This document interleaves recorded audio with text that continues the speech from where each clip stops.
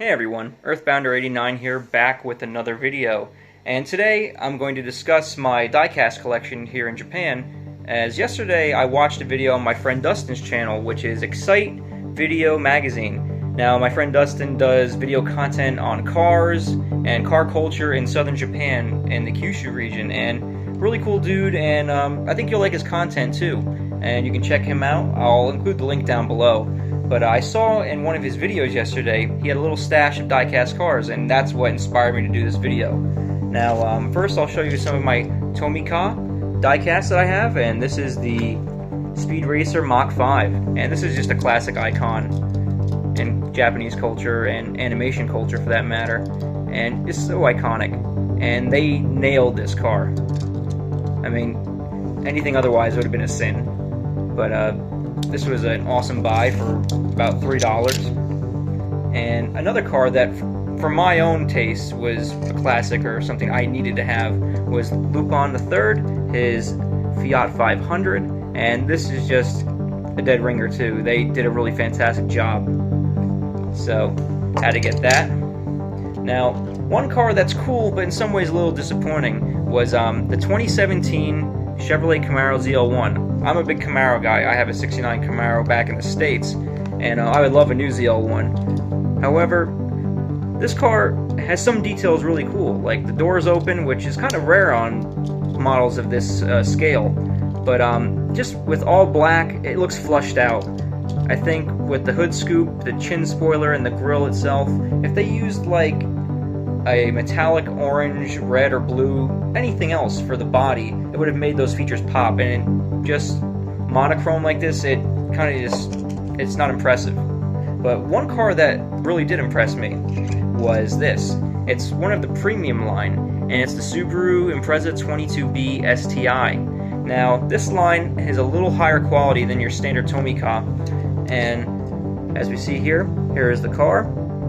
And I know my camera is not that great, but I will kind of describe it to you guys. Now, what impressed me was just the level of detail in the badging, like the STI on the fog lamps down here below, or the covers rather. And even the little emblem in the grille is reddish pinkish, like a real STI, which kind of blew me away. And the seat inserts are blue, like an STI. And although the wheels are still plastic, they're still quality, and the paint is top notch. There's no blemishes on it, and the actual headlights are clear plastic, so it gives more of an illusion like they're real headlights. The taillights though are painted, but I can't complain because they look good, and it's just a nice looking diecast. They're a little pricey, probably around $7 to $8 for these, but if you have a really favorite model, I'd recommend getting these, and they're kind of served well by doing them in the premium line versus a cheaper model. And the last bit of Tomica merchandise I'll show you is the Initial D box set. I picked this up at a secondhand store, and this has 6 cars.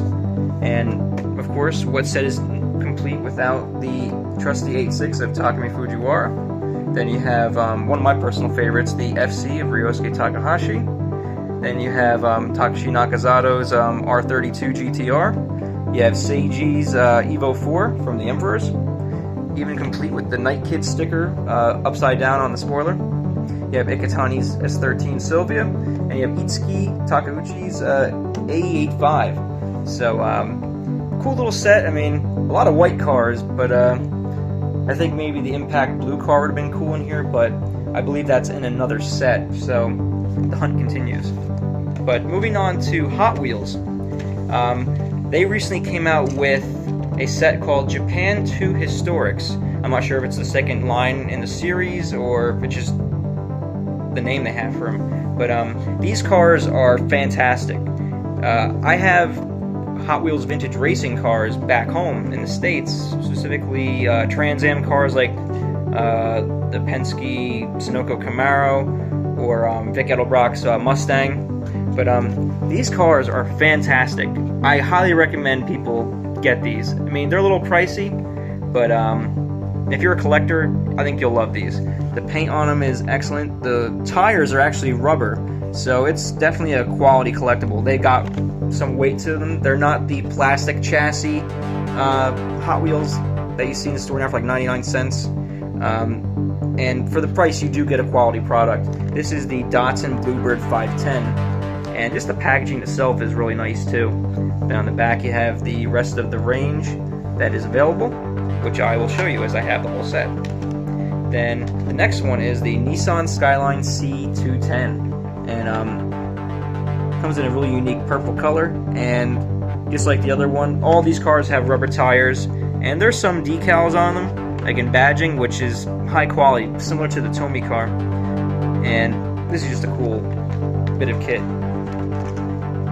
The next one is a Nissan Laurel 2000 SGX. In my mind, I keep wanting to say GSX, being a fan of American muscle cars, because it just rolls off the tongue so much easier. But this is a really nice green color, and just really cool. I mean, they really knocked these out of the park. And the next one is a really cool color. This is the Mazda RX3.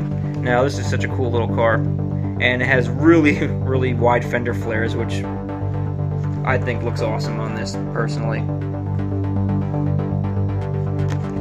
And the last one, we have a Fairlane Z. And we have this bright canary yellow color. And I mean, I would have loved the blue one, personally, but this is such a cool looking car.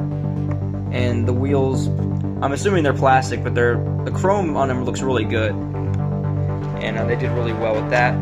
Then one oddball car that I bought was one of my favorite smaller European cars, was the Alfa Romeo Giulia Sprint GTA. Now this raced in the Trans Am series along with the BMW 2002, and you saw some Datsuns too. I think the 510 raced in America, and same thing, rubber tires, and it's just a great looking car. I mean, Hot Wheels, they come out with some questionable items, but then they do some really awesome ones, and this is one of them.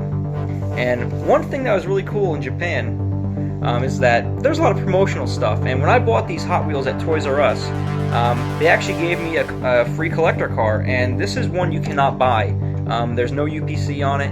It's a collector edition. This is a 1956 Chevy Bel Air convertible, and as far as I know, it was only a promotional item, and it's kind of like a limey metallic green with black accents, and it actually came in an official Hot Wheels plastic protector, and how appropriate it being a collector's model. So that's one you're going to kind of want to keep in the packaging, sadly. But that's my collection so far. To date, I'll probably pick up more of the premium models, as these are really nice and they're really worth collecting. And if they come out with a third wave or anything else in regards to the Hot Wheels historic line, I'll definitely be sure to pick those up too. And if you liked the video, share a like, give me a thumbs up. If you like the content, please subscribe. I have a number of other videos too, ranging from Japanese foods, cars, music, video games, and hope to see you guys soon.